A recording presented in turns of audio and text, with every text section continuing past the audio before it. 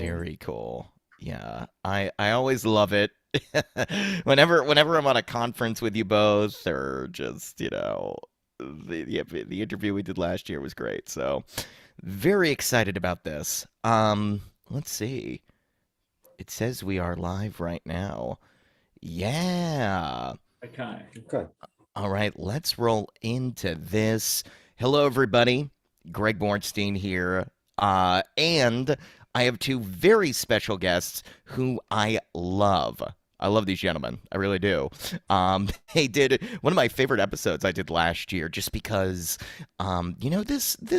this realm of extraterrestrials and the mystical, it's getting really good evidence and getting very interesting evidence and having a real academic approach to it really it's important, very important. And Stephen and Evan Strong in Australia represent the best of this. So I'm honored to have them on again. We're going to talk about this event happening December 22nd, summer solstice, as well as some interesting artifacts that support this ritual that we want to have everybody take a part in. So Stephen and Evan, thank you both again for coming on the show. It's a pleasure. Thank you Thank you for for having having us. us, mate. Yes, thank you. Yes, we did talk a little bit. I mean, last time I had you on, I was really kind of getting the gist of what you both do in general. It was a big overview. You showed me the skulls. You talked about how humanity likely originated even from Australia versus the Africa theory. Big stuff. How did you both get involved with Hopi rituals like this? I mean, this summer solstice thing. Like, where did that come into play in both of your lives? Well, it came from left field, to be honest, because Mm. we'd known about the ceremony for probably 6 years. We knew they were doing it earlier. We knew the date 6 years ago. And we figured, great, we'll sit here and they'll do it there. And that's as far as it goes. And I just thought, well, that'll be nice. And we had no intention to be involved in any of it. It was just a matter of some people approached us and said that some of the rocks were needed there.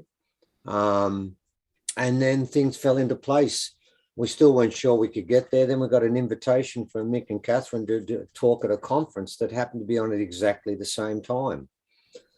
And that paid for our plane expenses and accommodation, which is quite expensive there. And I figured, well, we'll do it. We'll just see what happens. Two birds with the Yeah. But like Yeah. I think before we said all the way leading up to this, we were never convinced it was going to happen. So the whole of this event, from the time we were told about it and from the times we spoke about it, there wasn't an occasion where we didn't actually say it might happen, it might not. We just don't know. And there are reasons why it wouldn't happen, really good reasons. So it was all for us dancing in the dark, literally, because normally we hang on to really strong empirical evidence. We get chemical readouts. So we've got Yes. geologists that work with us. That's what we work from. And here we're working from, oh, we don't know for sure. It could happen. Gee, it'd be nice if it did. And that was about it. So, yeah, this is all sort of fallen into place over the last year. And before that, we weren't dancing in so far on the mystical side of the equation. We had a nice balance in empirical evidence. To tell people that if you all get together and think positively, you can change the world forever. Now, it's a bit of an ask, really, when you look at it logically. Yes. It's really throwing the speeds out in the wind there and seeing where they fall. But, I mean, the part, even what we did the ceremony, and we did ours about 20 Ks from the rock because the whole rock was closed down for the day before and the day after. No, the day leading up to it and the day past that. They closed and kicked everyone out. So no one was Right. allowed in there. And their job in there was basically to turn on what they call, didn't they, Evan? It was their term, yes. the magic box. Well, they did. And what happened after that was that, yeah, we had a number. I was given a specific number of people that needed to be involved in this ceremony for it to then make sure it germinated and spread throughout the whole planet. And the interesting part was all the way through, I was saying, I don't think we'll get the number. And my mathematics is pretty poor because we actually exceeded it by a factor of 10. So we did have enough people there to actually add to that. And then what Wow. come out of it? That's the trick, isn't it? How can you convince people after the event that sitting around for a half an hour, maybe all day in some cases, and sometimes in Iceland it was very cold, I believe in the middle of the night. How can you convince them that it actually worked? Because I have had people writing back and saying, well, look what's happened since the ceremony. The world is really split. And of course, that's the trick in this. The Mayans speak of the two roads, and they talk of a day or time when there would be two roads and it would be clear which road you were going to walk down. Now, I've got to make the point, we do not believe for 1 second the roads are defined by whether you do or don't put a needle in your arm. That's not what that's about.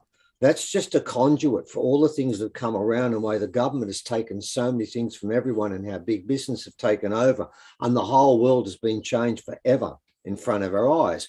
Whether you agree to that or not is the point. Now, we noticed yesterday where we live up on the far north coast here on New South Wales, the Tweed Heads is a population around there of about 12,000, 15,000 people. Well, there were 15,000 people walking in the streets yesterday protesting about the fact, what are they protesting about? The fact that the government is corrupt, the big companies are corrupt, that the world has been run the wrong way. They're actually protesting about all those things, the invasion of our loss of all their rights.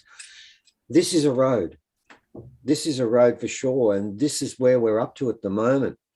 And for those people who haven't actually, I think it's really important, since you actually mentioned it, I think it's important Evan actually reads that prophecy again and then reads it now, and you think about what the world is like now to what it was like when we did that ceremony less than a year ago. When we went up there, we got on the plane with everyone else, didn't we? Yes, we did. No mask was placed on. Then we got up, no one checked our temperature. We walked where we want. We went to the rocks. Everyone ate with each other. Everything was the same. All humans were equal then. A year later, this prophecy of the Hopi, I think, resonates even more so now. So, Evan, do you want to just rip through that very quickly? Sure. I think it's a good base. We've been telling the people that this is the 11th hour. Now you must go back and tell the people this is the hour. There are things to be considered. Where are you living? What are you doing? What are your relationships? Are you in the right relation? Where is your water? Know your garden. It is time to speak your truth. Create your community, be good to each other, and do not look outside yourself for the leader. There is a river flowing now very fast. It is so great and swift that there are those who will be afraid. They will try to hold on to the shore. They will feel they are torn apart and will suffer greatly. Know the river has its destination. The elders say we must let go of the shore, push off into the middle of the river, keep our eyes open and our heads above water. And I say, see who is in there with you and celebrate. At this time in history, we are to take nothing personally, least of all ourselves. For the moment we do, our spiritual growth and journey comes to a halt. The time for the lone wolf is over. Gather yourselves. Banish the word struggle from your attitude and vocabulary. All that we now must be done in the sacred manner and celebration. We are the ones we've been waiting for. So, ladies and gentlemen, that's primarily what that ceremony was about. Where did that come from, by the way, that prophecy? Did it come from one person? Was it a group of people all together? I'm curious about that. I'll get his name for you. Yeah. He's a Hopi elder. Right, and we'll continue. Because I do think that the Hopi thing is very interesting. I mean, you've both described the last episode we did. You talked about seeing a man disappear before your eyes and then reappear. If I'm not mistaken, there was like almost something you described teleportation, like this depiction of the Hopi and their abilities is fascinating to me, and I am curious, and I don't know how much you can flesh this out on this call at all, but in terms of the person that did that prophecy, where does that person sit in the order? Is there an order? Is there any comparable group of people that we can even begin to understand the way the elders work and compare them against? I'm very curious about these people. Yeah, well, it's Evan's got his name up. It's you can say it, Evan. He lets me try to pronounce the words. Thomas Banya Kaya, Senior, Hopi Elder from the Hopi Nation, Arabi, and from Arizona. Yeah, look, there's not so much a hierarchy insofar as that these prophecies coming out of indigenous groups around the world. This is what's really important. Whether it's the Mayans, whether it's the Hopi, whether it's the Cherokee, they'll all talk about a change that was going to take place, a transformation of the planet. That is a given. Now, the question is, why would it be now and why would it be in Australia? And that's really what we're sort of coming towards. And that's why I want to introduce some of the people involved in this ceremony so they can explain to you why was it that this is now the case. Because, you know, in the past, there's been people walking around with signs saying the end is nigh and it didn't happen. And you wonder after a while, when you bank up on that sort of stuff, it becomes a self-fulfilling sort of prophecy and comedy because of the fact we're not actually saying that. This is not what we're saying. In fact, I want to use an Artemartha quote that we've used a lot. And Artemartha are the original people here. And they say this, they say it began here, it will end here, and it will begin again. And they believe that we're in the second part, the end, and then the beginning. So it's not as if there's an annihilation and a completion of everything, and everything is destroyed. That is not what's being said. What they're saying is this, that on that day last year, when the rock came to life, that begins that second part, that fast-flowing river that others have spoken of, and it also marks the end. And now this is the beginning again. So that's what the ceremony is about. Now, why Australia? Now, I can tell you the Hopi will make it clear it is Australia. The Inuit have said it will be in Australia. But let's go back and work out, if we can, why it would be in Australia. And to do that, I'm going to hold up some rocks, which I've done a few times before. And I'm going to choose these rocks because they will be in the ceremony. They were in the ceremony last year at Uluru. In fact, the rocks I'm going to hold up were taken to Uluru the day before when it wasn't closed. And I gave these rocks ceremony at a men's place, a women's place, and a family place. So they are integrally locked in with the rock and the magic box. Now, this first rock... We got to hear more about this magic box, by the way. Anytime someone says magic box to me, I go, what's in it? We will get there. I'll explain how it was turned on. This is actually a meteor, and it's been cut sheer. And on these sides here, you'll find all these sharp markings, and that's a coat that's placed on the rock. And then you'll see there's bits of meteor that still are apart. Now, it works out that it's a roundabout, cut across like that. There's another message on this side. Then you'll find on this side, there's little bits that come away where the percussion points have knocked that coat off, a chocolate coat on top. It is 50% meteor, still not worked, and 50% worked. And the story of this rock is very simply this.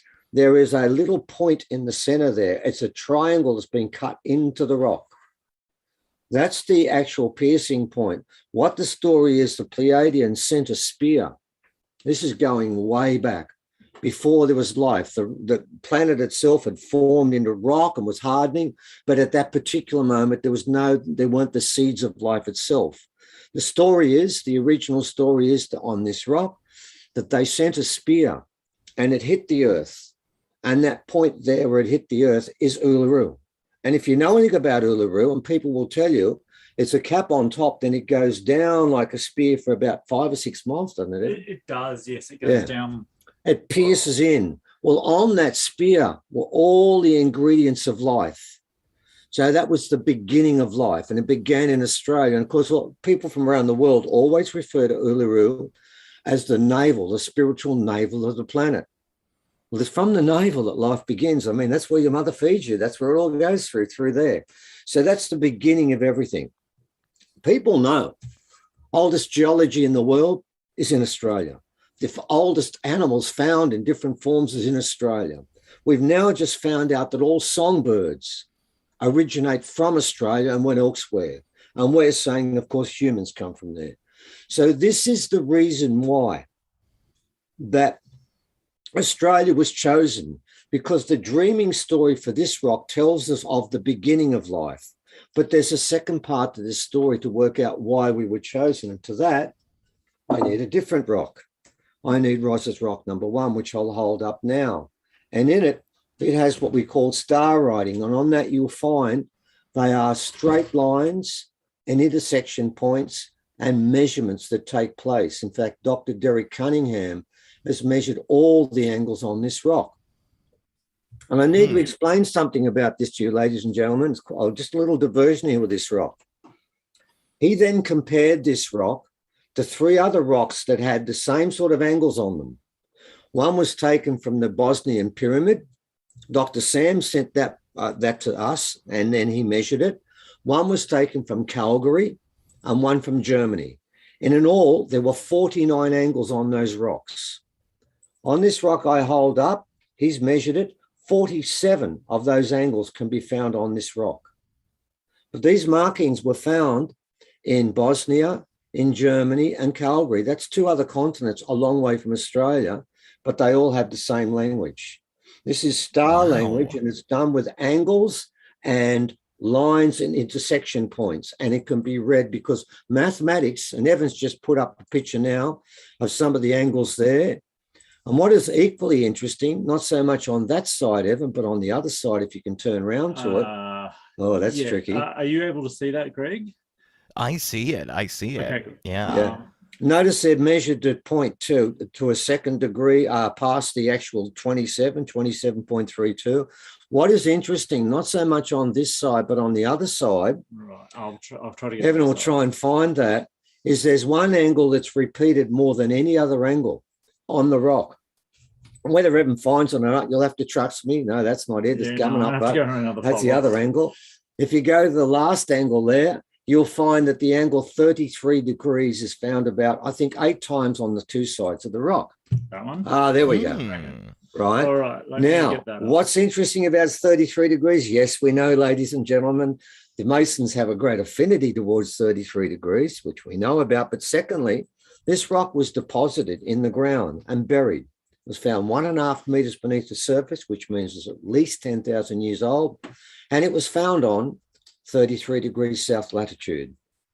So the numbers are important here, ladies and gentlemen. They're very important. Now, what's interesting is the dreaming story that goes with this rock. This is not so much the mathematics and the ridiculous technology involved in cutting this and coating it because it's a coat on top, but the dreaming story that was given to me by the same person we spoke about earlier that disappeared in front of us in Grant Hancock, Kano. He didn't give us his dreaming story for years because that's just the way he does things.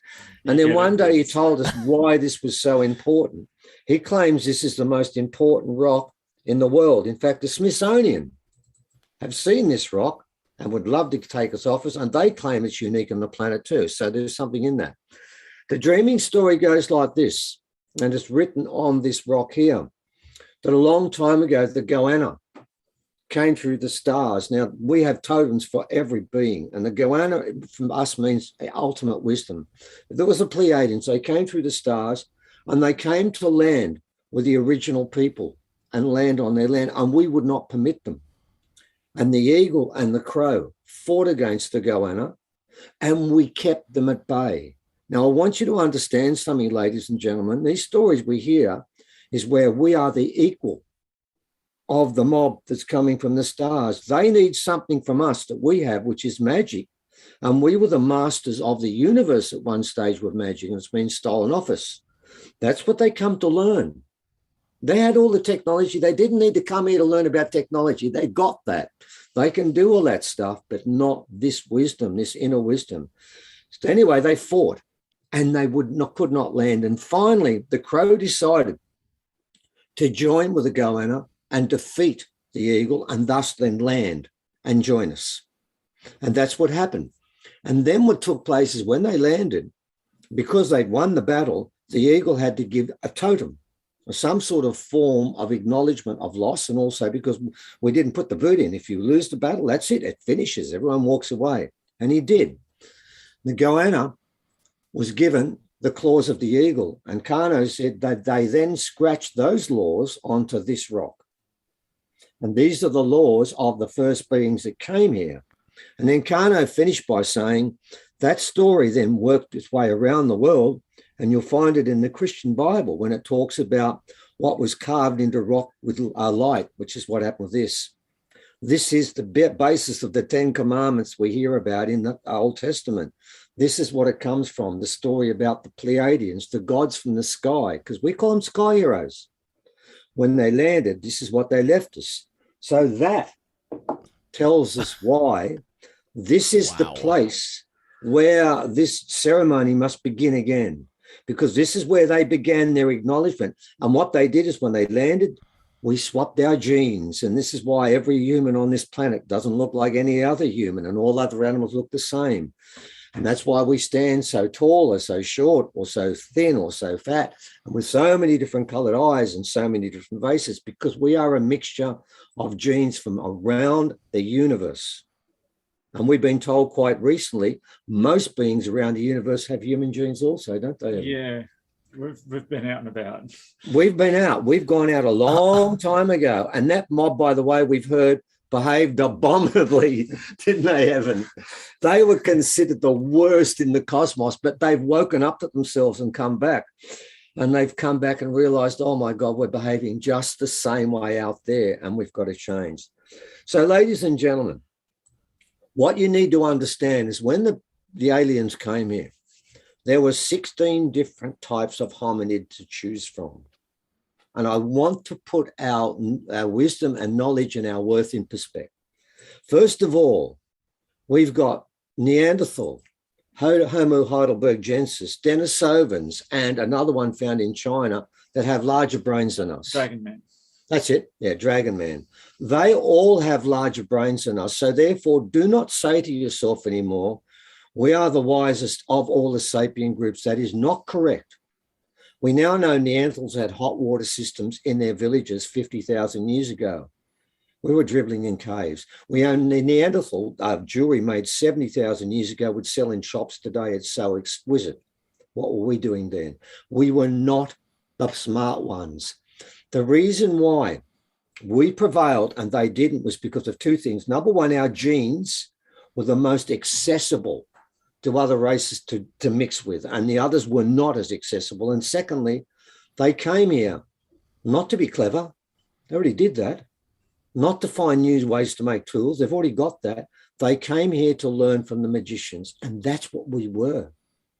Those myths and stories in the past of magic rings and magicians like Merlin and stuff like that, they're not myths. They're truths. This is what we were like. And you've got to remember, why did Arthur keep, who was that magician there called Merlin? And then you've got another French king that kept Nostradamus there because these guys were magicians and it worked. And that's why they kept them there. This was a real thing. When we speak about Kano disappearing, that was real. You can ask Graham Hancock if you ever get to speak to him. He'll tell you the same thing. He was there when it happened. He disappeared. But this is the skill we all had. So what did we get from this? We're a genetics dog's breakfast. And the question that comes out of this, the really important question is this. We know we've got aliens from all over the cosmos that have come here. And we know they've invested a lot of time and energy. And you've got to ask one question, and it's not the stupid Pentagon question about whether it's Russians, Chinese, or aliens. It's not that one. Or D, other. Or other. That's right. I forgot D, other. Oh, God. Right. That's not the question. They've been here. The question is never but why, if they came, but why they came. And this is where we get back to the whole story here. They came for one thing only, ladies and gentlemen, and it's a bold claim to make. They came for that ceremony last year on the 21st of December, 2020, for one reason, because if it worked here, that was going to resonate throughout the cosmos. This is a ripple effect. What is going on here? They call it the great event. I've heard that word a lot. The event, something that was going to happen here on that day. So let's talk a bit about that day for those people listening and saying, well, yeah, I'm starting to be marginally convinced there could be something in that. And we'll talk about more. Evan's got the rings up right now. All right. Because I have put them in formation. I had a dry run yesterday with some more objects came in. So I put them in formation and we worked out exactly how they're going to be set up. And I'm photographing that and we'll have it ready on that day. But let's go back a year. When a lot of these rocks we're seeing there were put in formation the first time. That was a little bit early, Evan. We'll overlook that for now. I'd like to apologize to the listeners. When was I? Oh, last year. It's a beautiful image. He's put me all over the place here. Last year. Okay, let's look at what actually happened then. At 7:32, when the meditation began in earnest, there are things we can give timing to. From that time to around 7:35, the Schumann resonance went from 0.3 to 32 to 36 and stayed there for the next 4 hours, which is an increase on that measurement from Ukraine University of 100-fold from the beginning of the meditation period. Now, that to me is... And for those that don't know, how would you define the Schumann resonance? It's an interaction between the sun and the earth, but it's like we've got a heartbeat, right? They have a sort of a resonance that runs slowly, like on idle, like it's in first gear, and then every now and then it shoots up. And it's sort of like the way the earth, which is a living being, that is an awareness, it's life force. That's the way we detect it. And it comes and goes. And as people will know, since last year, it's been so massive, it's been unmeasurable. It is kicking up continually and it's continuing to peak up. And that's what this ceremony is about. Because, ladies and gentlemen, what it did was turned on the Schumann resonance, and the Schumann resonance will continue going upwards and upwards and upwards, and it will never come down. And there will be a time in the future where humans who are not on the right road will suffer consequences because of it. Now, I don't know what they're going to be, but I have been told one thing. Past a point that's coming up, if you haven't decided what road you're on, you will not come back to this planet. That's part of the consequence of your decision here. It's inferred in all the prophecies, but this is part of what is going to take place. But for now, let's look at what happened on that day. Straight away, we've got the Schumann resonance picking up by 100-fold. That could be just the energy of the earth just going into the earth and healing it a bit. But then it gets more specific. We have film, which people can go and look at, of Uluru at 7:36, taken not by us, but another group of people on another side at the time, of Uluru exploding and the whole of the sky opening up in this huge flash of white light that nobody saw. And the people filming it didn't see. And by the way, someone's going to say it's a flash from behind, but I can tell you it's not. No one took a flash from behind. And if it did, the light will be centralized in one point and fade on the edges. It's covered everything, but does not cover the rock, which means it can't be a flash, can it? Mm-hmm. It comes out of the rock. That's filmed. You can see it. It's up on our website. You can go to an article we're posting at the moment, and you will see that happening. But that's not all that happened. Secondly, Ivan's got a picture, I think, at the moment down the bottom of the sky. Now, that sky, 10, 15 minutes before, was dark grey and was a spitting rain. The sun has set. It is not on the horizon. And in the middle of that sky is this massive blue patch. There is no way in the world that light and that sky is natural.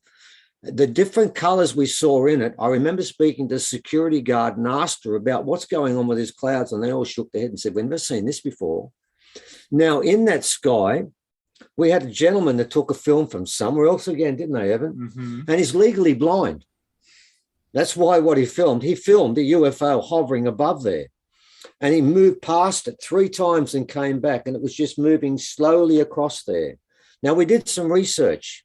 We got a map of the radar for all traffic in the Northern Territory at that time, and there was one plane 400 k's to the west, and it was a passenger line.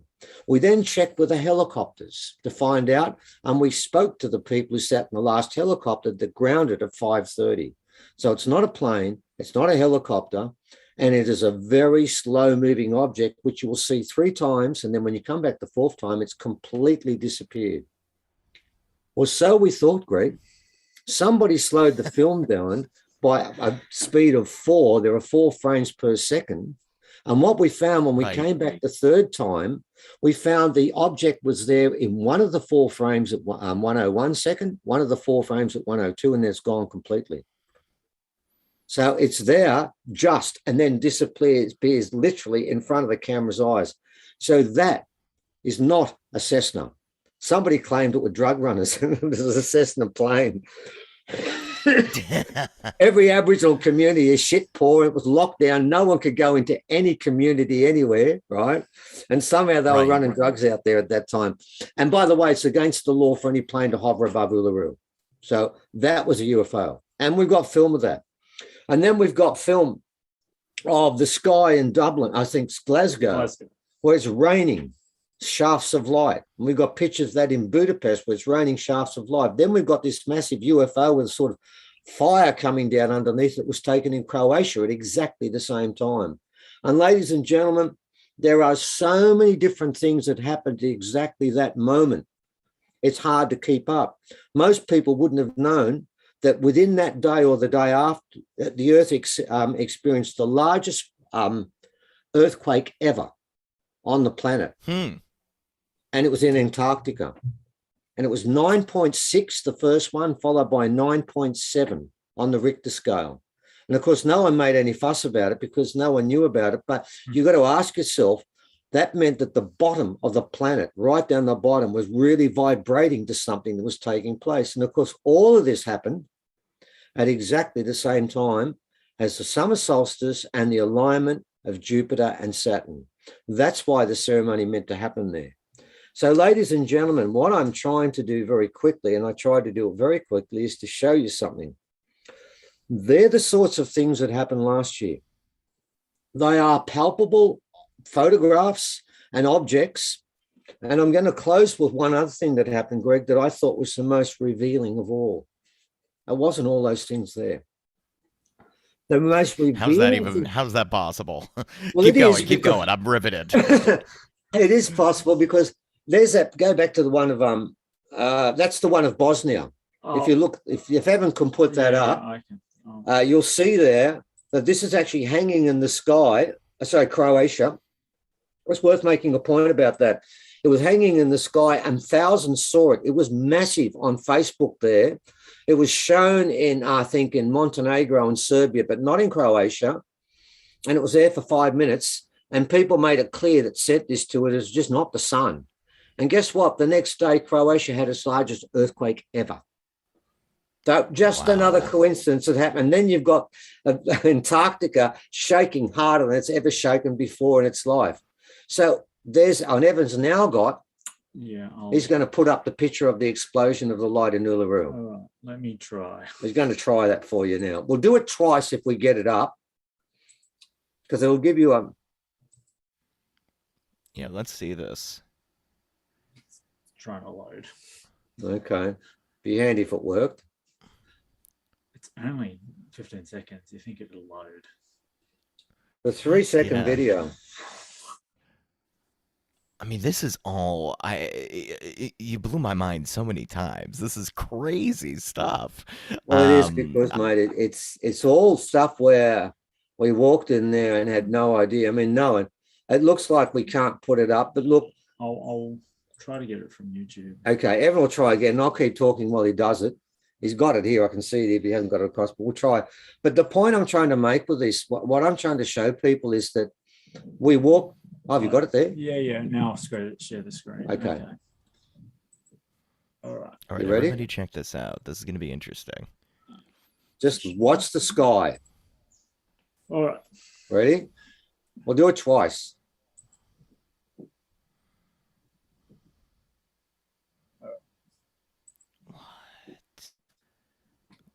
Okay. What in the world is that? Yeah, there it is. But if you look very carefully, and it does not touch Uluru. It comes out of there. And that magic box that we spoke about I Yeah, can tell you yeah. what it is. We knew from way back, but we weren't going to tell people. Everyone had this vision. They're writing back that there's a box when there's a ring in there and 3 rings there, something like that. It's actually what it is. My understanding is when the Pleiadians left, they placed some crystals inside Uluru. And if you look at Uluru from a distance, it just looks like a box that's sitting on a flat plane. That is the magic box. And what you saw with that light that came out was that was the moment, that was the generation point where the whole thing came alive. And that now means that the earth is healing itself. There will be no conflagration. There won't be any shifting of the poles. The poles will start to realign now. The planet is beginning to heal itself from within. But here's the trick in this story, and this is what this is leading up to. We've shown you now that something happened last year with 15 million people. What we're trying to say is that I was told, look, if you asked us 2 weeks ago what we were doing in December, we weren't doing anything. We kept it free. We've got an online conference coming on the month after. That's fine. And we've got 2 elders talking about the first story because this is the last one. And that was our intention. But what happened then is about nearly 2 weeks ago, I was instructed, and I won't go into the details that led up to it. I was getting quite annoyed by what was going place.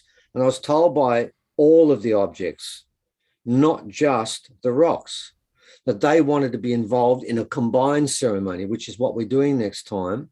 One circle with everything in there, the Atlantean rings, the Lemurian rings, the skulls, the pendant from Egypt that we've now found out, which is again 24% not from this planet, but we found out what it's for. It's for rituals.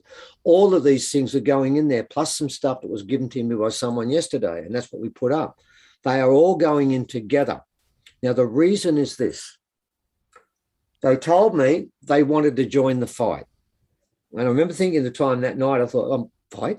We don't do fights. Yeah, we've got killing rocks, but we're not doing that anymore. And there's Evan's got a picture up now of some of the things that are going in there. And I said to him that night, okay, I'll take to bed with me the skull cap of the alien, a Lemurian ring, and a really sacred rock. And between the 3 of you, tell me what you want done, because I'm not killing anyone, because they said they want to join the fight. When I woke up in the morning, this is what they wanted. They told me this. They wanted to do a ceremony that coincided exactly with the summer solstice, which is wonderful for America and Europe this time and appalling for us in Australia. It's 2-3 o'clock in the morning. They wanted it done then, this year, and they wanted the people who joined last year to join again. Then they want it done next year for the solstice then, and they've told me after that it's finished. My understanding with that is that after that point, everyone must have made their mind up. I don't know what takes place past that point. I have no idea what's going to happen. I haven't been told. It's not my business. What I have been told is past that point of the 3rd ceremony, each human must decide which road they stand on. And if they're chosen wrong, if they're chosen poorly, there are immediate consequences. Whether that becomes the resonance goes up so high that it's just impossible for them to exist, and they drop to the ground, because we have heard a story about that, didn't we, Evan? Yes. One of our elders up here did this about 10 years ago. He brought out one of the sticks. I've held one of them. There's only about 3 in Australia. And he put them in the ground in a park in Darwin. And at that particular moment, there were apparently about 90 people walking on the park. And I think about 88 of them fell down and fell into sleep and slept for the next 5 hours. I woke up in hospital and said, what am I doing here? 2 people didn't fall down. That was because that stick was showing him what happens when it gets to a stage where, because it's just a park. If the resonance is high enough, it could be that people will just drop at a certain instant when it gets above that. I don't know. Because people said, what happens next? And the answer is, I don't have a clue. It could be that everyone lives out their full life this time, and when they're finished, they don't come back, because I want to make a point. It's a very important point here. My understanding that after that, the 3rd ceremony, that's it. But the point I want to make is this, that let's say 15% of the population stays and 85 doesn't. Whether they don't at the end of this lifetime or nearly straight away, I don't know. But I can say this. Within that 85%, don't tell me they're all the same. There'll be a lot of good people there that just didn't get it, didn't quite get it. They knew about it, but thought maybe, maybe not. There's one person who was next in line that just missed out by a factor of one. You can't say that they're all going to hell, because that's not the truth. They're not even being punished. They're being saved. What has been said is anyone below that level, if they stay here, it will kill them.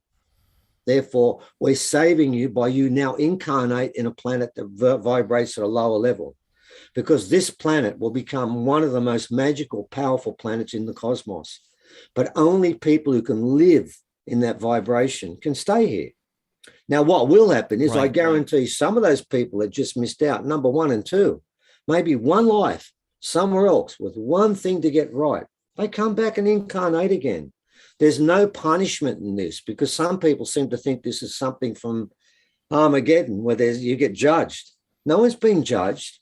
It's just a matter of the planet is ascending. You have to lift yourself up to ascend. So that's what this is about. Now, this meditation we're going to do, there's a couple of things I want people to focus upon. Number 1, that when you do this meditation, you have to have yourself clean for the day, which means the C word that ends in D.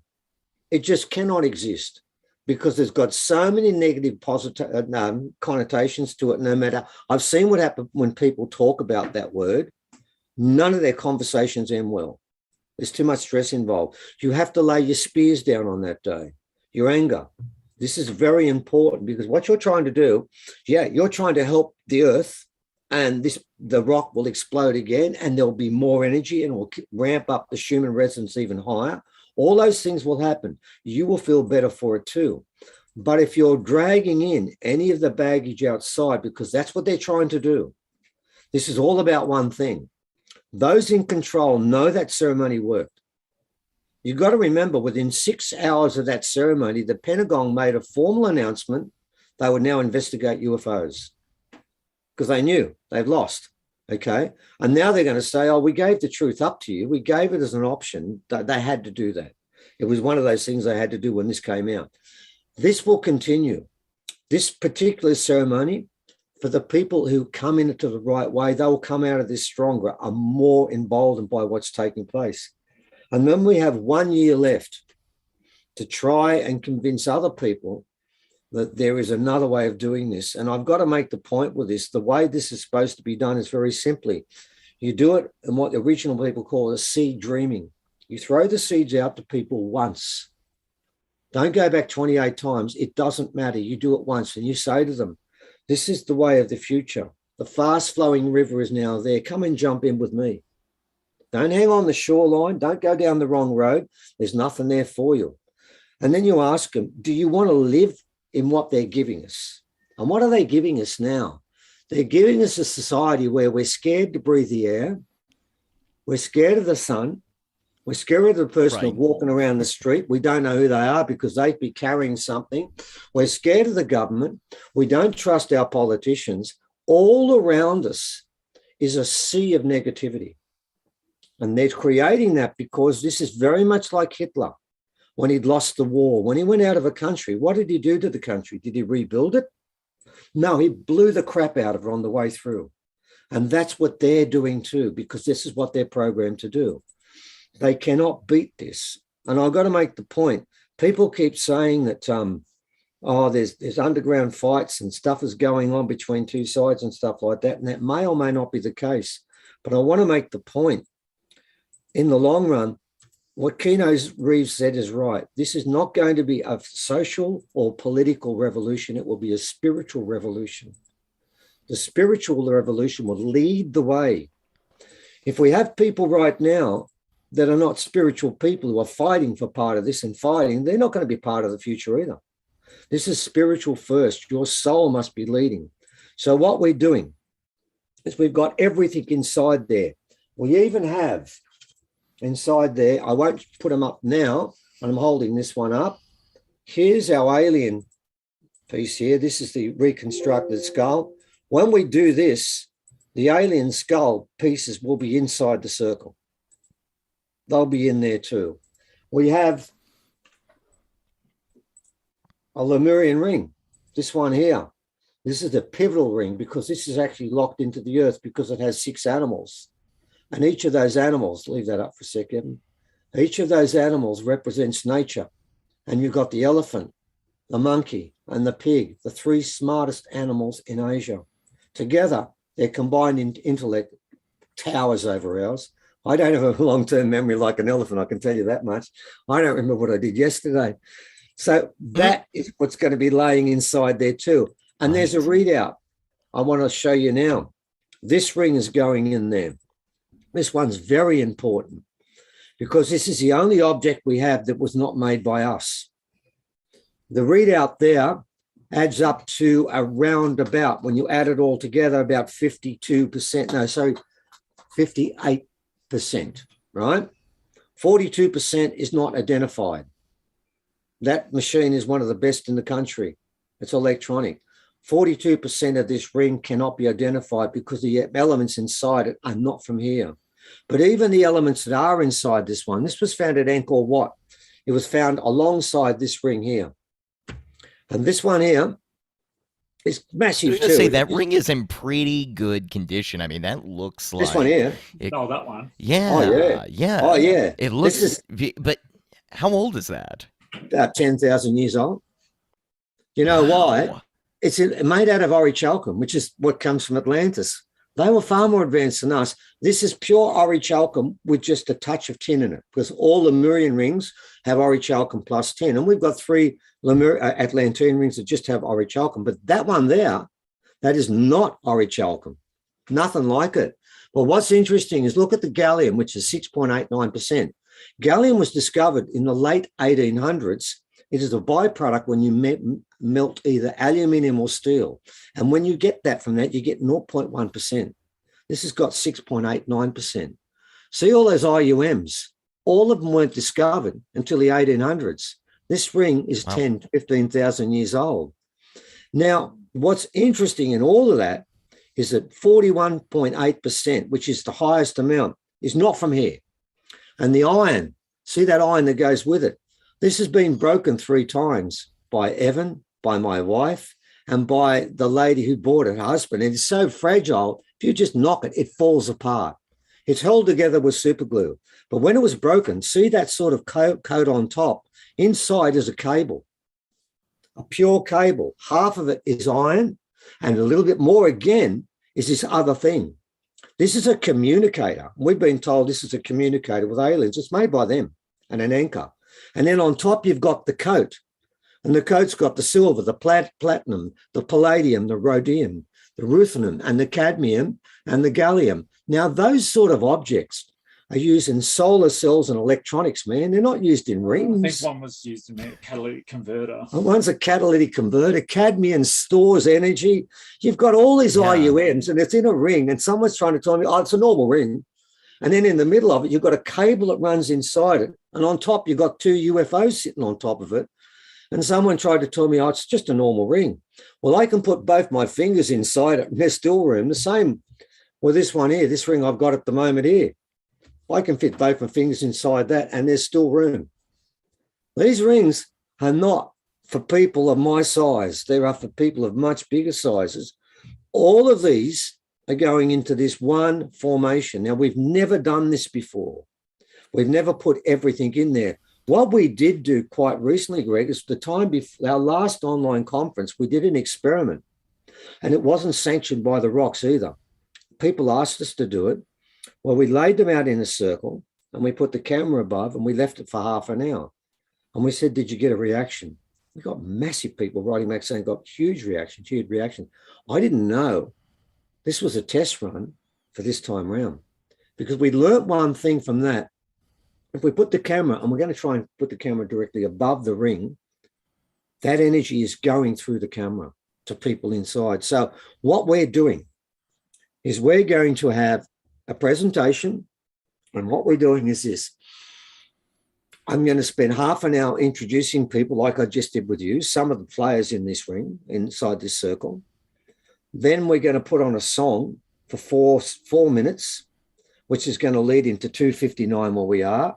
And that's going to give us a chance to take the lens where it is, then hang it above the veranda so it can sit directly over the rocks. So that last 4 minutes is leading up to the summer solstice, which will be at 2:59 where we are, AM. And what will happen is in that 4 minutes, you'll probably see the camera moving all over the place. Just close your eyes and listen to the music, please. Don't worry about it. And then we'll have it sitting directly on top of that for the next half hour. And during that time, we're asking people, if you want to look at the rocks and meditate on them, or just get the energy off the rocks and meditate towards Uluru, or meditate towards the rocks, which are aligned towards Uluru anyway, do it any way you want. And if need be, just go outside, look at them for a while, get some energy off that, then go outside and then sit yourself on the ground. Hold a couple of rocks while you're doing it because you're in contact with nature. If you can't, and nothing else, go and get some dirt and some sand, some grass and put it in your shoes and then stand on that. Find a way of contacting nature when you're doing this, because remember, the rock sits in the dirt. If you want to give it energy, once you put it on the skin of the earth, it goes to the navel. It doesn't matter where you are on this planet. We got skin, the earth has got skin. Its skin is called rock and soil. Well, once you touch it in some shape or form, that's what I want to make clear to everyone. You've got to lay your spears down. Then, like someone said, could I hold 2 rocks I picked up? I said, yeah, perfect. That'll do it. I'll send it. As long as you've got something in your body that's contacting with nature, you then are in direct contact with the rock. And that's what we ask people to do. And in the long run, we do that one. And then what we'll be doing over the next year on our online conferences, we're going to present a lot more elders leading up to the final one. And we finish for good the summer solstice next year, because that's what these online conferences were. Just different ways of talking about the fact this change is coming and giving them. Wait, this is your farewell tour? Am I Yeah, on well, the? it is, Am I yeah. part of this Stephen and Evan farewell tour right now? Like, is Yeah, this? we're leading up to it, mate. We've got 1 year to go. We come back. We're on the road for a year, and at the end of it, the job was to prepare people and let people. This was a real thing. We have the evidence for you. We have it. I won't be surprised if we'll get evidence again, and if we don't, it doesn't matter, because we got it the first time. We showed you the rock blew up. We showed you the UFO above. We showed you what happened with the clouds there. We showed you the human residents, and we showed you lights flying out of the sky in Budapest, in Newcastle, all over the place. So that's been shown to you. Your empirical mind has been assuaged, because we've all got one, and it never shuts up, and it gets in the way of the spiritual part of the equation. So you've got to calm it down. That's why we have that information. Now we've got the rocks in formation and all the things that go with it. We'll introduce all of that together. We believe that will have a direct impact. It'll be an incredibly powerful portal, and it's going to be aimed at, because remember, probably nearly every rock there was at Uluru last year, and some of those rocks went onto the rock themselves. So we do have a direct portal, a direct telephone to that rock. So if you want to join us that way, great. If not, if you want to go out to a sacred site somewhere and do it there, just as good. In the long run, it doesn't even matter if you join us, as long as you go out and make sure your time, wherever it is. And remember, in Europe and in America, it's, I think, nearly always they've got sunlight, haven't they? Yeah, pretty much. Although they've got winter over there, so it still might be cold. Yeah, but it's not during in the morning like it is for us. So look, what about people that just have to watch?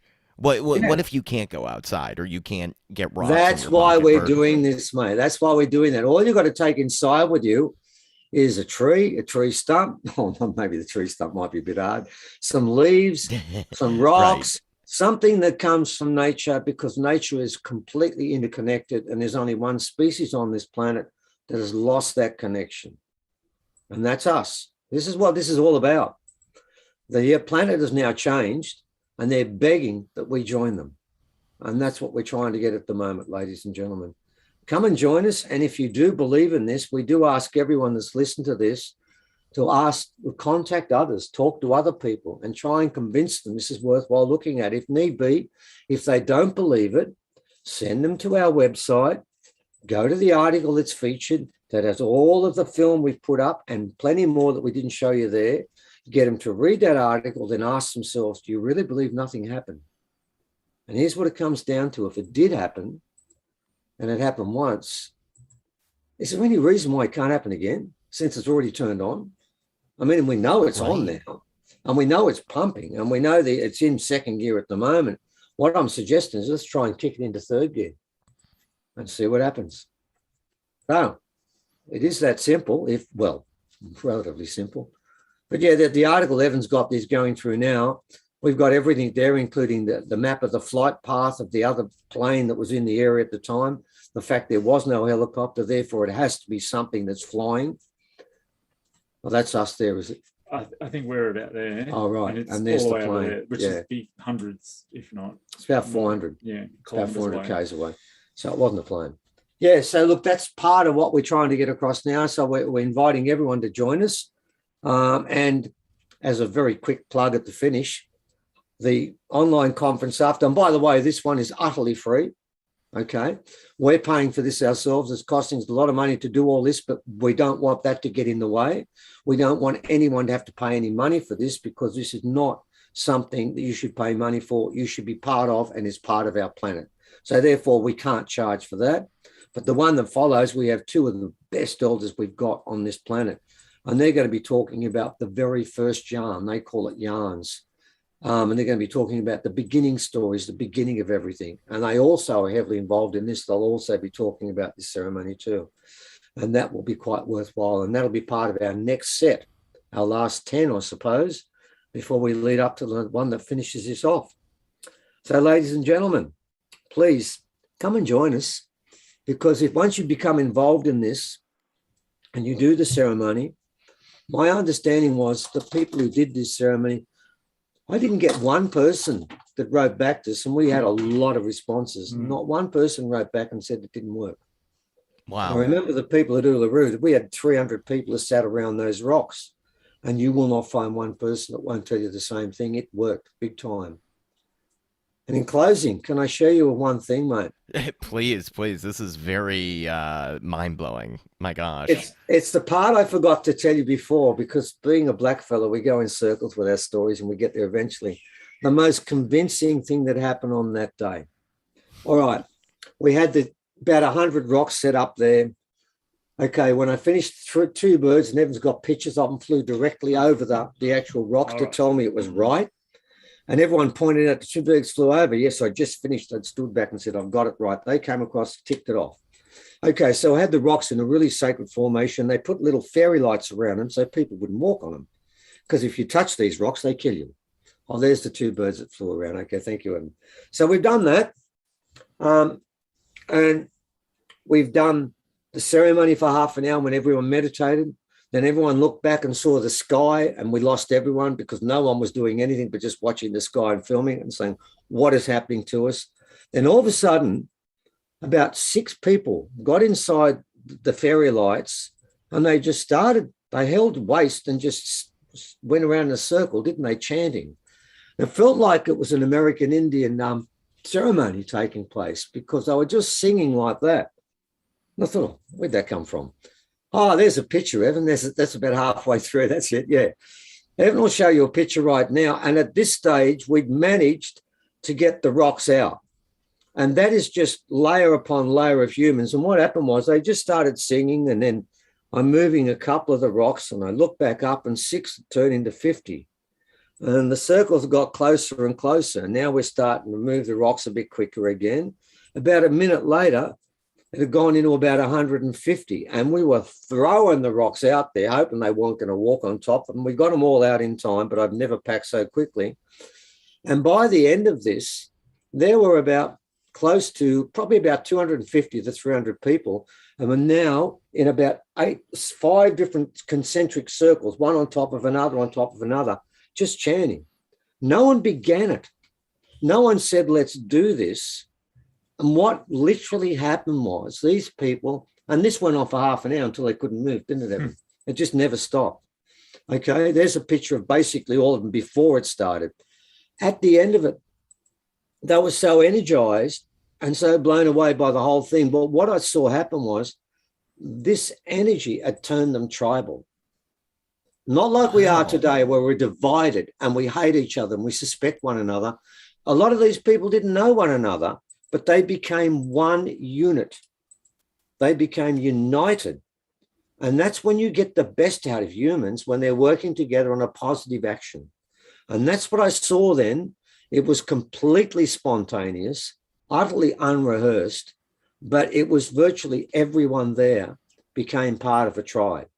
And that's why those people there in particular involved in that are so steadfast about what actually took place, because not only did they see it with their eyes, they actually felt it with their heart, and it broke inside them and turned them into a tribal unit, which is what actually humans have always wanted to be. And we are at our best when we're a tribal where everyone works as one. That's when humans do the best magic. And remember, ladies and gentlemen, remember one thing. This is the main reason they came here. They didn't come here to see us build a car. They got better ones. They didn't come here to see us build a plane. They got better ones. They came here to see us do things like disappear in front of Graham and myself, like Kano did. Or the time he rang us up and told me 3,000 Ks away, 4 hours before, what we did on a site, what Evan did when he picked up the owl's feather, why I'd broken the law, and why I'd die if I went on country again. But in the meantime, told us everything we'd seen. And when I finally asked him, how would you know what we did 3,000 Ks away 4 hours before? He said, oh, that's easy. I have a red kangaroo sitting on my veranda right now telling me everything you did. That is the future. That's what he can do. Oh, that's the owl feather he picked up. And he told us, he said, oh, yes, I know we haven't picked up the owl feather. He'll regret that. He was sick for 3 years. That was a threat. But I want to make the point that the reason we got found out was not because there was a drone above and Kano sent the drone 3,000 Ks away. He was 3,000 Ks away 4 hours later. It's because the owl flew out, told another animal, it told another animal, it told another animal, and it got to the red kangaroo that's in Kangaroo Island, and there's about a 40 K stretch of water between Kangaroo Island and the mainland. The question I want to know is, how did they pass that information on? Because I worked out it moved at 750 Ks per hour. That's faster than the jet. Anyway, ladies and gentlemen, that is the future. That's part of what we're talking about. Where, like somebody said once, I remember Werichin said once when we talked about what Kano did when he disappeared, and he said, oh, that party trick. If that's a party trick, I'd like to go to that party. I reckon it's a damn sight party better than any party the humans have ever put on. And ladies and gentlemen, this is what this is actually about. This is really important. People understand this. You become part of that ceremony. You become part of a party trick that it doesn't finish. A couple of years from now, that party trick becomes the way we live. And I remember Kano was asked once about how he disappeared. And he said, what I'm doing is what every human on this planet can do, except I can see the curtain. It's just over there and you can't. It's nothing that we can't do. So ladies and gentlemen, it's a very simple equation. You come and join a party that has some fascinating sort of presentations that take place. But most importantly, that's the party we're supposed to be part of. This is why they came here. They came here to see people like Kano do things like that and then find out all about that. What is interesting, and I'll close with this one. There's a picture of Kano up right now. No, I've forgotten what I was going to close with because you put Kano up. This is the guy that disappeared before your very eyes. He's the one that spoke to the red kangaroo. Yeah. This is your future. These are the people that would be your leaders, as opposed to the ones you've got at the moment. Think around the leaders we've got. We got one that makes Adolf Hitler look like a left-wing radical. Americans have got someone that can barely remember who he is, and then the English have got someone that's now espousing the virtues of Pepper the Pig. And between it all, think about it. These are your leaders. This is why you're getting what you're getting today, because look what we're getting. This is like, so the elders told me something about right now. What we're seeing outside is what's going on inside us. This is what we're seeing on the outside is a reflection of what every human's going through at the moment. It is so important at the moment that people actually wake up to the fact this is the moment to make the decision. The elders from around the world have said it's now. The Hopi said the hour has come, and there are some on the shoreline, and some are going to jump in the water. Now, for me, it's tricky. I can't swim, but I'll jump in there. And he said, when you do jump in, celebrate with the people who are there. Because remember one thing, there's a beautiful line in the Hopi that I think should resonate when it says, we are the ones we have been waiting for. There's no I in this. You've got to understand this now, that each person's got to make a decision who we is. Remember, here's the trick with that part, that you become we by standing on your own and jumping into a fast-flowing river with no idea where it's going. Then you meet the people who are we. The ones on the shoreline, they're not we, they're they. And they can't stay. So really, this is the time, the moment where people have got to make a final decision here. So you can join us and get others to join us and become part of that ceremony. And then what that does, it gives you an idea where the river is. It gives you an indication where that road is.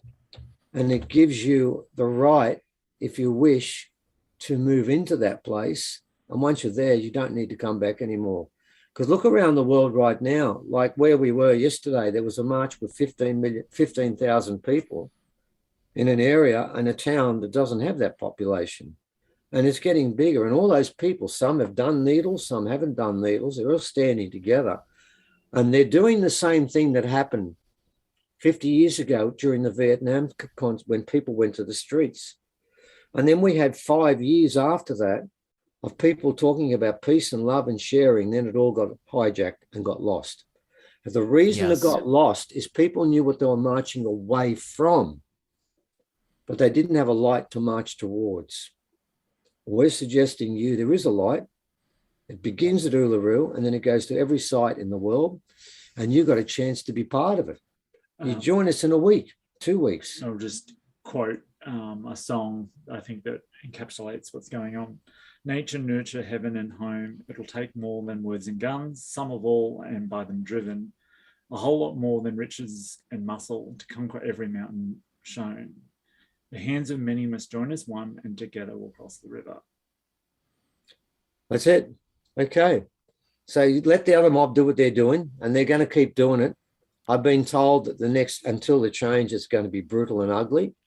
And I was told that about 8 months ago. And I've got to tell you, every day since then, it got worse. It was like an exponential explosion, because it is brutal and ugly everywhere. And of course, you may be doing it tough in America, but I got some news for you. If you want to go to the worst place on the planet right now, where the oppression is at its very worst, I'm going to claim right now, come to Australia right now. Honestly, PJ Spears did a promo for it recently about why he did a tourist ad for Australia. It's hilarious. He said there's two classes of people here, garbage and below garbage, and that's it. And then there's the others. We are wearing it worse than anyone else, but we're getting hundreds of thousands of people fighting against this in the streets, and it's working every week now. Every second week, there are protests where we get into six figures. So we're fighting back, and the beautiful part is that I didn't hear one person yell out when we did a march, 5,000 people. I didn't see one sign that had a swear word on it, and no one abused anyone, and there was no anger, and everyone was smiling. And I thought, well, this is how humans should be living. And no one wore a mask. And it was really like humans should be living. And by the way, ladies and gentlemen, if you go the other way, it'll always be all the things you see now plus worse. Because don't forget, remember, in closing, Omicron, if you turn it around, it's an anagram, and it's an anagram for the word moronic. And really, that's the state we're getting into. We are now trying to make people moronic. And once that happens, fear is the mind killer. Oh, that's a June line, isn't it? Yeah. Okay. Look, ladies and gentlemen, come and join us if you can, please. It's worth it because it's good for you. It's good for us. It's good for the planet. And if we do that, we'll make this place a better place. And the best part of this story is I never get depressed by them anymore because I'm counting their days and I know they're just about finished. So let the children play. This is amazing. The link is in the comments, everybody. We're going to be broadcasting live too on the Open Loops podcast channel, December 22nd. And I know it's 2 to what is it? It's 2 to 3 a.m. or 2:30 a.m. to 3 a.m. in Australia. Australia. Right, Yeah. right. It's much better for you. Yeah, what time is it here? I have no idea what it is. You're on the 21st, and New York is 7:30. 7:30. Oh no, Los Angeles is 7:30. So in the morning. Yeah. So if Los Angeles is 7:30, it would What's be. New York? Let me have a look. 10:30, right? Yeah. Yeah. There you go. 10:30 New York. 7:30 a.m. Los Angeles, and if you're over in London, it's 3:30 p.m. And then All for the rest sweet. of Australia, we're screwed. We're all 2:30s or 1 a.m.s or something. We're done. But it's our turn. But yeah, you guys over there are pretty well. No, we're going to good. take a hit for the team. We'll get up there. Yeah, no worries. We don't. Yeah, this is, I mean, my gosh. I know we didn't schedule this for too long, but I just have to ask you. This date, December 21st. It is always, it's the date, right? It's the date that comes from the Mayan calendar, very famously associated with 2012. This is a date that's agreed upon all over the world. The Hopi are all about this December 21st as well. Why is that so significant? I think it started with the first one, which was the alignment, because the Hopi would have known, and Mayans, they all would have known about the alignment of the great two planets. Well, one's nearly a sun, Jupiter's virtually a sun. They knew that was going to take place. But how often does that happen and align exactly with the summer solstice? Right. I mean, everyone said, "Oh, look, that happened once before, so and so." I'm thinking, yeah, fine, yeah, it happened then. But was the solstice on exactly the same time as the alignment then? They would have gone quiet on that. They wouldn't have realized you had two sides pulling at the same time in a beautiful alignment. We're sitting in the middle of it. So they knew that, and they knew it was going to be at that time. And nothing, all these prophecies from the past, people have got to remember that all these myths from the past are not myths. They're oral traditions. And what I found about oral traditions was when people live indigenously, when they memorize their oral traditions, they don't do things and add little bits to it. It's memorized as it is. So when you get specifics like the 21st of December, that's not coincidental. That number was memorized because they knew it was the solstice, and they knew the one in particular, the one that's been coming up, where the planets were aligned again, that was doubly important, and that was the clangor. That was the one that kicked it over. This is really, in a lot of respects, what we're asking, and this is a celebration ceremony, because whatever that mob does over the next couple of years, yeah, it's going to be awful, but their time is limited.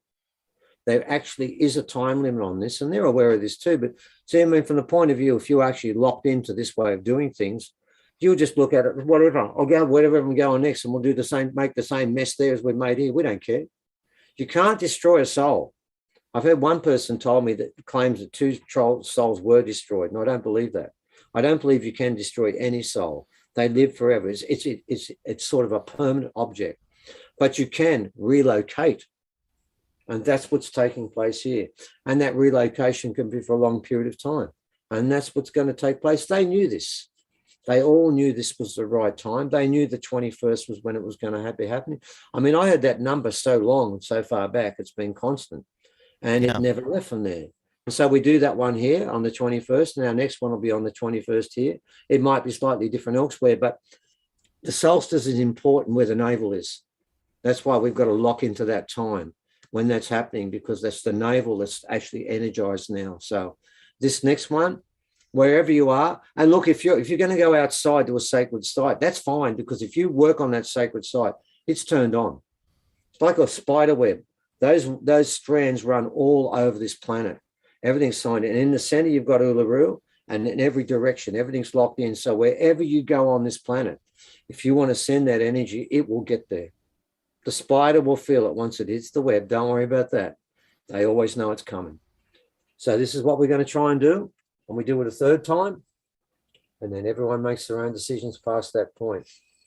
So wait, is this it? Your website's going to disappear? There's going to be no more Stephen and Evan Oh no, Strong no, after? no, no more. No more of these presentations we've been Okay, doing. The online ones good. we've I been doing. we can't have that. We No, need you about no, we'll that be bad. around. But that whole purpose, when we said that at the start, we said at the start we were going to do this up until the time of the final change. That was the deal. Right. And we might do some occasionally after that on different things, but it won't be done on a regular month by month basis like that. We might do a couple per year, and maybe one day, as the world wakes up and it changes, we can go out and talk to people live, which I'd much prefer to do. There's nothing more unappetizing for me than doing presentations and looking at my face. There's nothing I would like to do less I than that. am so sorry. Oh my This gosh, we way better I get can off this call. inflict it on others and they can look at their wonderful face and not see mine. But in the meantime, no. This is about this year coming up, and I want to make it. That's why we're going to have a lot of elders on and some others, and we're going to be talking a lot about how we should be teaching our children and what's happening to them at the moment.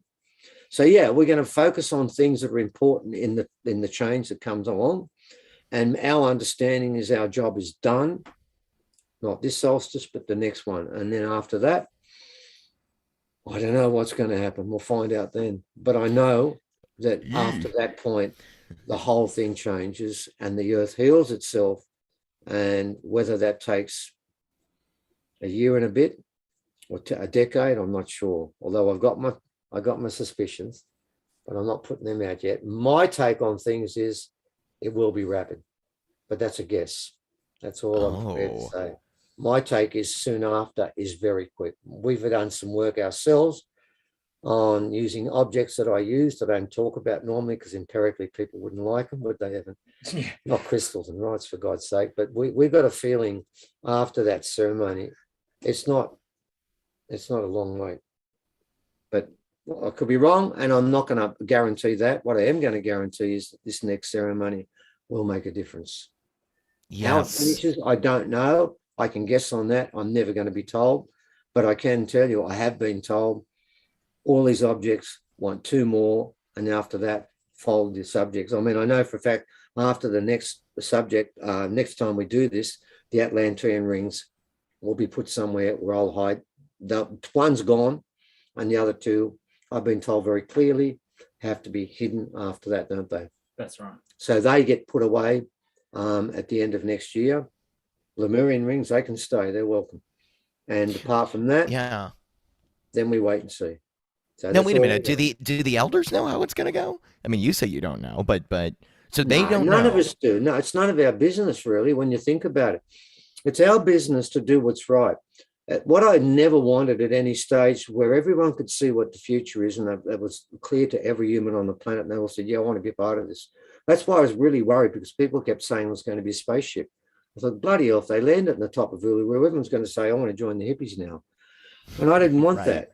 I mean, people can watch what we've got there, and they can see there's an object moving through the sky. There's no denying that. And they can make up what they want. If they want to call it a weather balloon that's going directly like that, when there's no wind blowing, they can do that if they wish. It's fine. If they want to do those things, they're moving. It's flying so slow. If it was a bloody plane, it'd fall out of the sky anyway. But the way it is now, it's all a leap of faith. But I don't want to know what the future holds for the people who aren't going to stay here. It's none of my business. That's the way I see it, actually. And what I do know, it will be utterly painless. And I'm pleased to hear that. I don't want people to suffer. I don't care whether they're right or wrong. No one deserves to suffer. A lot of people do at the moment, and they don't deserve that. But the point is, in the future, when there's a change, if it's going to be rapid, if it's just going to happen very quickly and there's no pain involved, fine. If they disappear, like birds seem to, because we never find dead birds anywhere on this planet unless they're being captured, well, then fine. They might disappear into what somebody calls 100 hidden places within this planet. I don't know. I don't know that. My suspicion is it's going to be real quick, but that's just my suspicion. But it doesn't matter whether it's quick or fast. It's really simple. If you want to do the right thing, it's really easy. All you've got to do is just become a good person for a year and just do good things. And think, I was going to say, you're not saying that if people can't attend this thing, that doesn't mean they're doomed, right? No, sure, no, God, no. No, look, all this is where what we are calling up people, as many people can come to the game and cheer, right? And for the team, okay? And if some don't come to the game, they can't get there that day, but they really are backing that team, That's cool. That's fine. You don't get points for or against for coming to the ceremony. It's not that's what's going to happen. What it will do for the people who come to the ceremony, I believe, their souls will be strengthened, their spirits will be strengthened because of it. The same way when you walk with a lot of other people against something, you become stronger in numbers. Well, this is a different way. There'll be 15, 20 million spirits, maybe 30 million spirits all at one time, and people can feel that. So you get that from that alone, if nothing else. Whether the rocks be turned on, it's turned on. It's not right. Given now. I'm not saying maybe. I know it's going to happen. And I know what happened last time. I felt it. I was there. I saw what happened. Therefore, that's going to be easy. I know it's going to work. And I know that this is what wants to happen at the time. That makes sense. We should continue doing it. I think its main purpose, the number one purpose, is it's actually going to give the people involved there more power, more conviction, more understanding of what's going on, and give them the strength to go out and find people and try and convince them, as I said, but only do it once. Only speak to them once about this and try and convince them there is another way of doing things, and try and remind them that 5 years ago, if you said to you, do you love the government? Do you think they're fantastic? Would you trust them with your lives? 99% of the people would say no. And then you ask, well, why are you doing it now? You weren't 5 years ago, 10 years ago, they didn't deserve your respect. So why is it you're prepared to invest everything on that? Why not at least consider what we've got to say? Have a look at the evidence we've put up.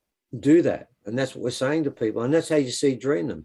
I'm aware of the fact that people have been the people involved in this, and I know many of them are wonderful people, but in this respect, they've been blinded and they can't see out of it. And they need empiric, because they'll keep saying things like, well, the experts say that. And then you ask them what names are the experts, and they nearly none of them have any.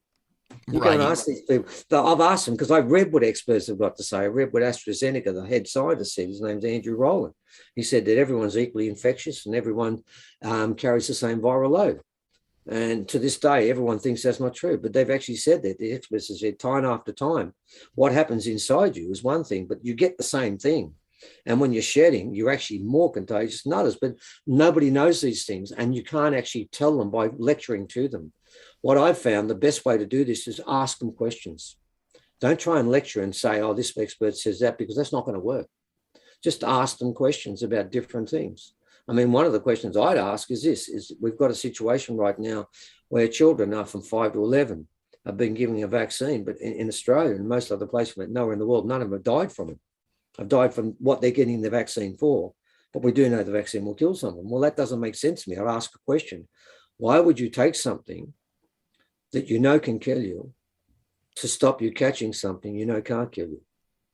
And that's how I'd ask that question. I wouldn't go further than that. For the children, why would you do this? And there is no answer for that. I mean, the reason why we make them do other things is because we know they'll get something like polio that kills them, or makes them crippled, or whooping cough that kills them. Okay, I can see that. But in this case, that's a different question. You ask them questions. Don't try and lecture to them, because that doesn't work. Because there are barriers up now with a lot of people, because we have been divided. Now, to put people together, it's best to ask questions about different things, and ask questions like that, and then don't force an answer. That's how you see dream. You ask a question that resonates. If you give a lecture, do you know what happens to that lecture 2 minutes later? It's gone. What? It's lost. It's lost, because what the lecture did was attack you. And when you attack and you've got a barrier up there, you deflect most of the logic in the attack. But if you ask a question, people don't expect that. And there's no barrier for a question. A question does something different. It doesn't challenge and make you defend yourself. It makes you think about what's the answer. And you have to make the answer. And there's a difference there. I learned when I was teaching, it was always best for the child to find the information than the teacher to lecture it to them. And if they found it through asking the question, it nearly always stayed there. So that's how you do this when you see a dream. You ask questions. Think of a dozen questions and say, think of these questions, and then do that. Absolutely. Yeah. And good luck, because most of the time it's still not going to work. But I feel we're obliged. We've got a year left, and I know this ceremony is real. I know that you know it's real too, and you're backing us all the way through. And therefore, once you've done that, we're obliged to go out there, because unfortunately, whether we like it or not, every human on this planet is related to me and is related to you. So they're all our brothers and sisters. So under that guise, then everyone we walk past in a past life could have been your bloody brother or sister. It could have been. Right, right. Or it could have been your enemy that killed you too. It could have been that too. But we're not Right. going to judge him this time. I forgive you for what you did last time to me, because I probably did to you the time before that, because I believe none of us has been perfect. So it's all Right. fun. It's all fun. So here we are. We're now at the event. We're at the finishing line now. And it's people for now. And the best thing is, ladies and gentlemen, before to get out of this mess, to become enlightened, you had to jump a barrier. It's like a hurdle, and it was 2.5 meters high to get there, to get the other side and become enlightened. This time, they've dropped the bar, and it's about 15 centimeters off the ground. All you've got to do is lift your foot up and walk over. It's that simple. It's not that hard to get here this time, because this time around, they're not asking for perfection. They're just asking for one thing: good intentions, which means you can still make mistakes all the way through. But I can tell you one thing. The one word of advice I would give to everybody, this has been made clear to me very many times. Anyone that's joining this ceremony on this next day, please lay the spears down and don't say those words anymore.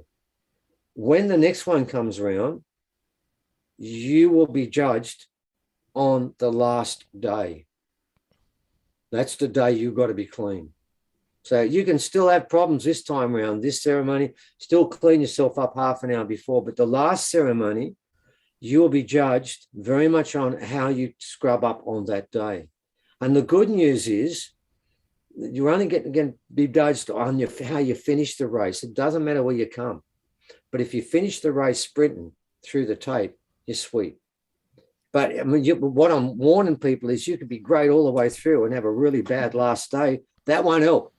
Really important, very important, because that day, that moment on the third ceremony, whenever the solstice is on, when that takes place and everyone's doing what they're doing, this is when the judgment takes place. So you want to make sure you've got your best suit on. Okay? Not so much get a good suit on as such. I've got that wrong.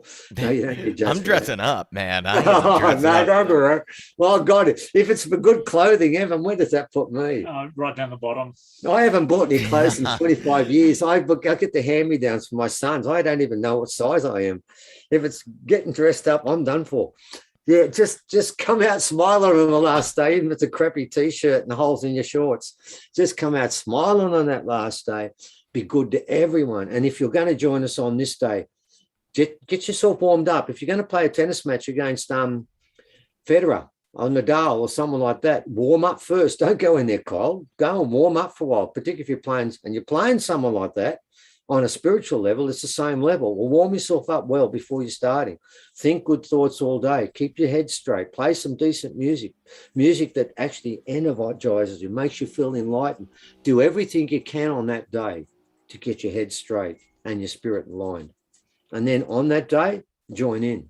And I guarantee you that something worthwhile comes out of it. That's simple. Yes. Stephen and Evan Strong of course, our alien ancestry. The summer solstice event is coming in Australia, Wednesday, December 22nd, though, of course, you can do it here in New York City, 10:30 a.m. to 11:30 a.m. on December 21st. But also just check out both of these gentlemen's work anyways. I mean, if you go to our alienancestry.net, also they have this Facebook group about the forgotten origin story, the out of Australia theory. Look, guys, this is I'm a little scared for that last day. I'm gonna be honest with you. If we get a couple years in that judgment day, I mean, is there? Are you telling everybody they got to be good people right now? I mean, no, because they were doing that. I'm the first one off the boat. No, it's nothing like that. We're going to be human, and we're still going to get upset by things. I mean, I have times when I'm trying to adopt this philosophy of whatever comes my way, but you can't. No, what you're trying to do is you're trying to get yourself ready, and you're going to have good days and bad days all the way through. Try and have a good day on the day when we do this, That can't be too hard to do. And then Yeah. carry on doing what you're doing. You can have your arguments, you can have your disagreements, making your way on there, but that's okay. That's all right. But as long as you're steering in the right general direction, okay, that's all you need to do. I mean, you don't have to get dressed up, but I would suggest do get dressed up on the last day. Put on your best face, because I think it is an important day. But all the days in between, they're just days leading up to. You get judged on what you end up like, not how you started off. I mean, let's be honest. I'll guarantee you that every person that's incarnate on this planet today, and alien, and reptilian, and God knows what else, they're all here. All of them, at some stage in the past, have done horrific things. If we get judged on everything, man, we'll never get out of this place. We're here forever. You get judged on how you finish this time round. It's really that simple. So it's just on that day that, I don't know if it'll probably be the 21st, it'll be 2022, wouldn't it? No, 2020. What's this one now? 21. It'll be the end of 2022, yeah. Just get your best face on for that day. In the meantime, do what you normally do. And if someone says something you don't like, yeah, well, don't sit there and say nothing. If you're going to sit there and stew there for 4 days, that's not going to help. You'll be a mess. Get it out of your system, because that's what humans do. And if you have a disagreement with someone, still disagree, but try and be respectful when you do it. You have every right to disagree with people, but you don't have every right to yell at them. So there are things you'd learn to moderate. Okay, so yeah, if people are going to do things you don't like, there are ways of saying it.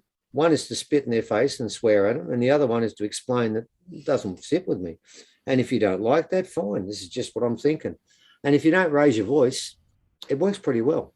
Let me ask you something very quickly. Yeah. I have to get the answer to this.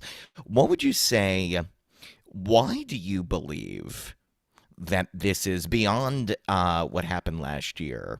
This idea of judgment, this idea of the judgment day, what can people take with them? What can people research? I'm sure your work is a great resource of this, but what can people dig into to know that this isn't just I haven't just brought on 2 Jehovah's Witnesses for the last hour and 15 minutes. I mean, this isn't just a Christian prophecy. Yeah, because it does sound similar to those. It does. Look, it does. When we wrote our last promo, my wife said to me, "Do you realize on 3 occasions you've said they've got to vacate the premises?" And another guy I gave this to, I played tennis with, said, "This sounds really religious." I said, "Well, it's not religious, but it is spiritual."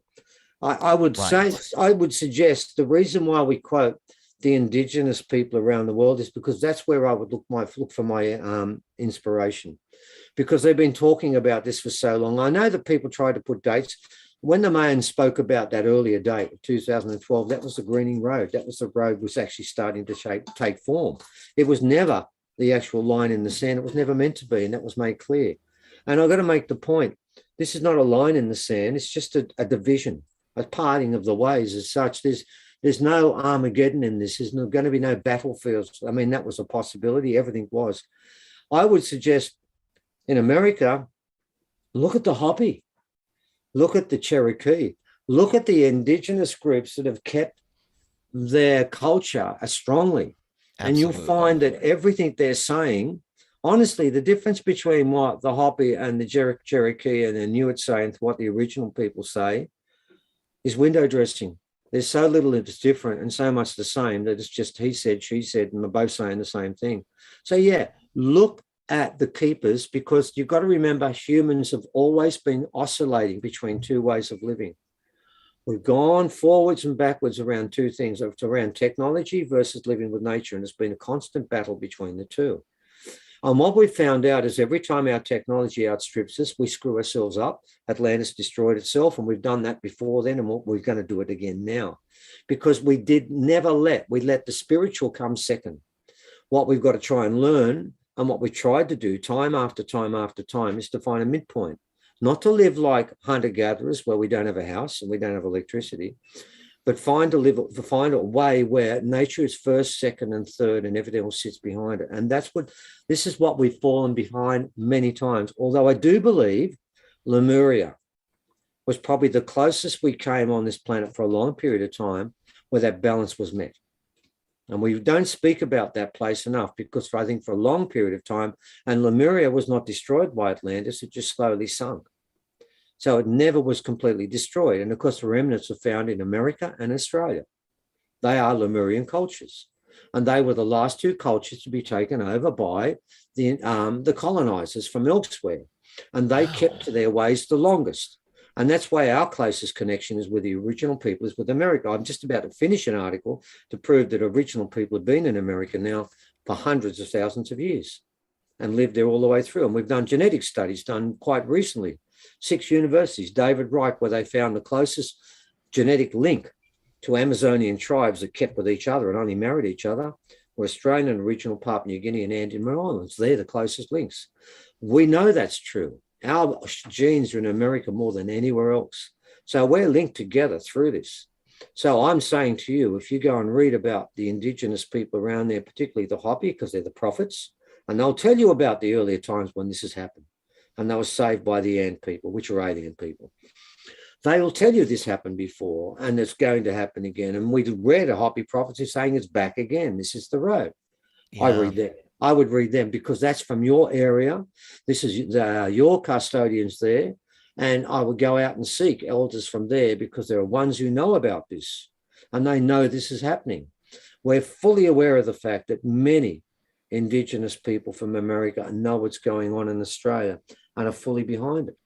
So yeah, look there. It's there, it's everywhere. And now the road's there, the river's there. Look to the Hopi. Go and find that fast flowing river.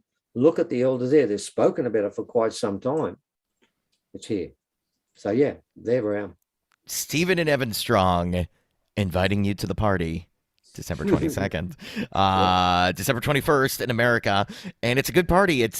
I mean, there's a talking kangaroo at the party. Keanu Reeves is showing up. I mean, this is a place I want to be. Now, look, I know you both are always showstoppers at every virtual summit I've been a part of, on this podcast, any live, any broadcast that you do. So I am always so grateful you came on, and I'm so grateful that you invited me to participate in this ritual and stream it and get it out there. Yeah, this is power to the people. Why, you know what? Give it a shot, everybody. If you're skeptical out there, see what happens. Just put your. We're not asking for a lot here. This isn't. They're not. 1 hour. Tipping you this, yeah, exactly. It's the easiest. As a matter of fact, they're not telling you to sign up and be Jehovah's Witnesses. They're not telling you to read a Bible. They're just telling you to show up, be a good person, connect with nature, and see if we can make a difference on this planet. So I'm all in favor of that. It's something we absolutely have to do. Yeah, this has been amazing. Thank you both for coming on again, really. Pleasure. Thank you for having us. Thanks for having us, mate. We do appreciate it big time.